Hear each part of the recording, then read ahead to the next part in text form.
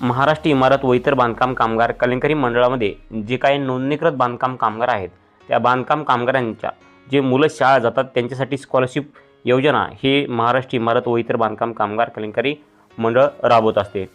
त्यामार्फत बांधकाम कामगाराच्या खात्यावरती जे पैसे आहेत त्यांच्या मुलांसाठी ते पाठवले जातात। तर या ठिकाणी पहा, बऱ्याचशा बांधकाम कामगारांना त्यांनी अर्ज केले असले स्कॉलरशिपसाठी म्हणजे शिष्यवृत्तीसाठी, परंतु त्यांच्या बँक अकाउंटवरती पैसे अद्यापही जमा झालेले नाहीत। परंतु आता काळजी करायची गरज नाही आहे। आता या ठिकाणी पहा, यादी आलेली आहे। त्या यादीमध्ये तुमचं नाव असेल तर नक्की तुमच्या बँक अकाउंटमध्ये हे पैसे जमा झाले असतील। जर जमा झाले नसतील तर तुम्हाला काय करायचं हे पण सांगणार आहे।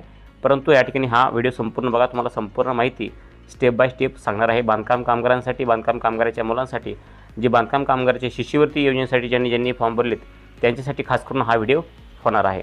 नमस्कार मित्रांनो, वाय मराठी ह्या यूट्यूब चॅनलमध्ये आपल्या सर्वांचे स्वागत आहे। मित्रांनो, या ठिकाणी पहा, तुम्ही जर आपल्या चॅनलला आणखी सबस्क्राईब केलं नसेल तर चॅनलला सबस्क्राईब करा, व्हिडिओला एक लाईक करा, म्हणजे आपल्या इथून पुढे पण तुम्हाला बांधकाम कामगाराच्या नवनवीन योजनांविषयी माहिती, नवनवीन अपडेटाविषयी माहिती संपूर्ण तुम्हाला या ठिकाणी भेटत राहणार आहे। आणि तुमच्या मनामध्ये काही प्रश्न असतील, तुम्हाला काही समस्या असतील तर नक्कीच कमेंटद्वारे आम्हाला कमेंट करायला विसरू नका। तर चला मित्रांनो, उशीर न करता व्हिडिओला सुरू करूयात। तर या ठिकाणी पहा, आपल्याला काय करायचं आहे की आपले पैसे स्कॉलरशिपचे आपल्या अकाउंटवर आले ते नाही आणि आपली यादी कशी बघायची आपल्या जिल्ह्याची हे संपूर्ण आपण ह्या व्हिडिओमध्ये बघणार आहोत। तर या ठिकाणी पहा, आपण जे आहे ते पहिल्यांदा महाराष्ट्र इमारत व इतर बांधकाम कामगार कल्याणकारी मंडळाच्या ह्या ऑफिशियल वेबसाईटवरती यायचं आहे। आता या ठिकाणी आल्यानंतर आपल्याला जे आहे ते खाली जे स्क्रॉल करायचं आहे। तर या ठिकाणी पहा, आता ज्या बांधकाम कामगारांनी या ठिकाणी नूतनीकरण केलेलं नाही आहे त्यांनी या ठिकाणी नूतनीकरण करून घेणं गरजेचं आहे। कारण रिन्यूअल जर नाही केलं तर तुम्हाला हे पैसे तुमच्या बँक अकाउंटमध्ये येणार नाही आहेत। रिन्यूअल करणं गरजेचं आहे। त्या ठिकाणी काही जण या ठिकाणी कमेंट करतात की सर आम्हाला ग्रामसेवक सही देत नाही आहेत, त्यामुळे आमचं रिन्यूअल होत नाही आहे। तर या ठिकाणी पहा, ग्रामसेवक सही देत नसतील तर त्यासाठी काय करायचं आहे, कोणती स्टेप बाय स्टेप माहिती पाहिजे ह्याबद्दल मी एक संपूर्ण माहितीचा एक व्हिडिओ बनवलेला आहे।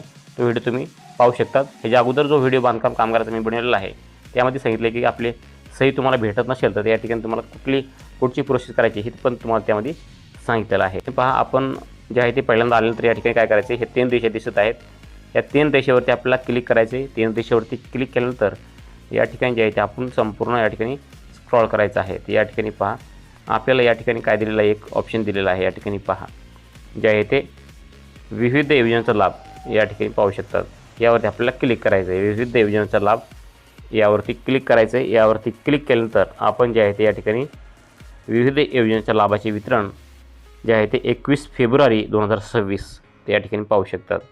तर या ठिकाणी यादी आलेली आहे। तर आपल्याला काय करायचं आहे, या ठिकाणी पाहू शकतात यादी आलेला आहे आणि तुम्हाला तुमचा जिल्हा या ठिकाणी जे आहे ते निवडायचा आहे। या ठिकाणी आपण जे आहे ते पहिल्यांदा जिल्हा या ठिकाणी निवडूयात। तर या ठिकाणी जे आहे ते जिल्हा कसा निवडायचा या ठिकाणी पहा, या ठिकाणी जिल्हा तुमचा निवडा, जोही जिल्हा असेल तुम्ही या ठिकाणी तो निवडू शकतात। तर या ठिकाणी जे आहे ते आपण एक या ठिकाणी जिल्हा तुम्हाला सांगण्यासाठी एक निवडूयात।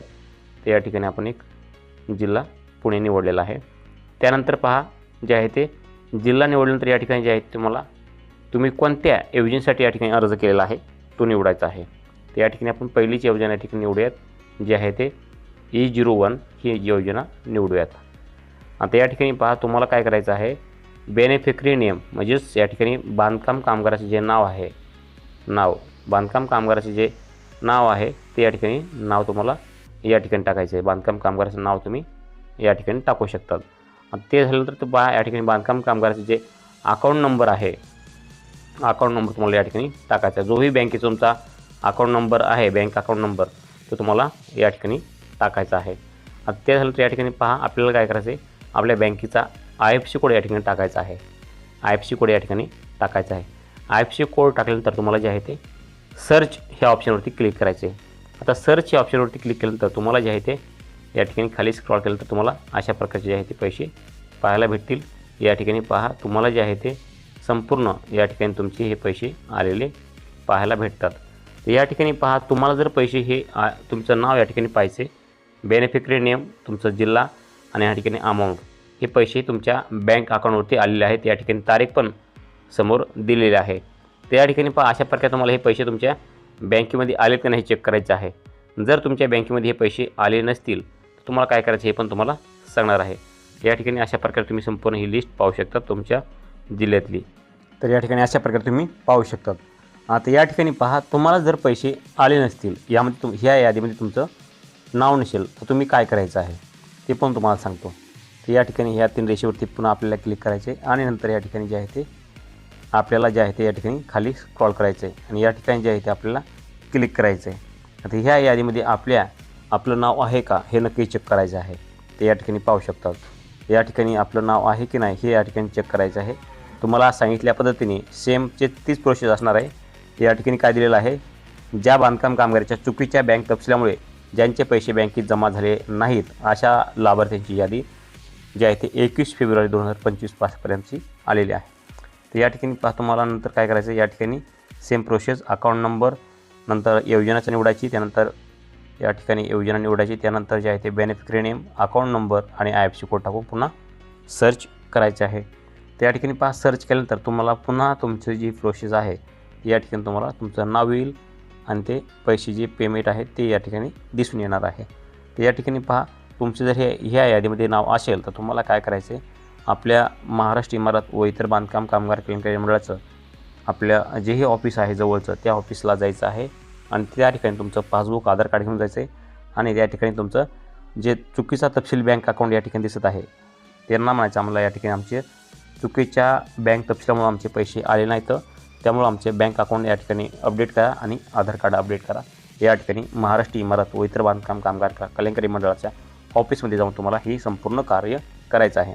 जर तुमचं चुकीच्या बँक तपशिलामुळे पैसे आले नसतील किंवा ह्या यादीमध्ये तुमचं नाव असेल तर तुम्हाला हे प्रोसेस करायची आहे. ज्यांचे पैसे आले आहेत, ज्यांचं चांगलं म्हणजे चुकीचं बँक अकाउंट नव्हतं, ज्यांचे बरोबर बँक अकाउंट हे बरोबर आहे, त्यांना त्यांच्या बँकामध्ये पैसे आलेत, परंतु ज्यांचे चुकीच्या बँक तपशिलामुळे पैसे आले नाहीत त्यांची ही यादी आहे. या ठिकाणी तुम्ही यादी पाहू शकता. तुम्हाला संपूर्ण माहिती दिली, यादी कशी बघायची ते पण सांगितलेलं आहे. तर अशा प्रकारे तुम्ही पाहू शकता.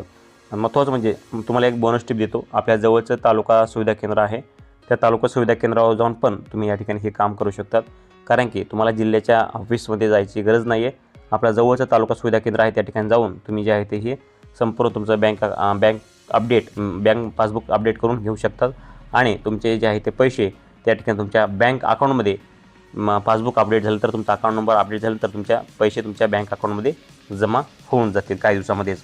नक्कीच तुम्हाला ही माहिती आवडली असेल की आपले स्कॉलरशिपचे पैसेची यादी कशी चेक करायची किंवा या ठिकाणी ज्या बांधकाम कामगाराचे पैसे आले नाहीत त्यांनी आपलं बँक अकाउंट कसं अपडेट करायचं हे पण तुम्हाला सांगितलं आणि आपलं नाव कसं चेक करायचं आहे यादीमध्ये हे पण तुम्हाला सांगितलं आहे.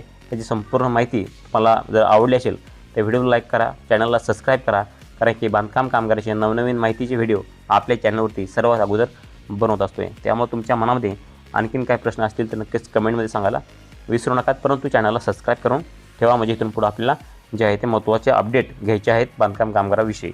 भेटूयात पुढच्या व्हिडिओमध्ये. तोपर्यंत जय हिंद, जय महाराष्ट्र.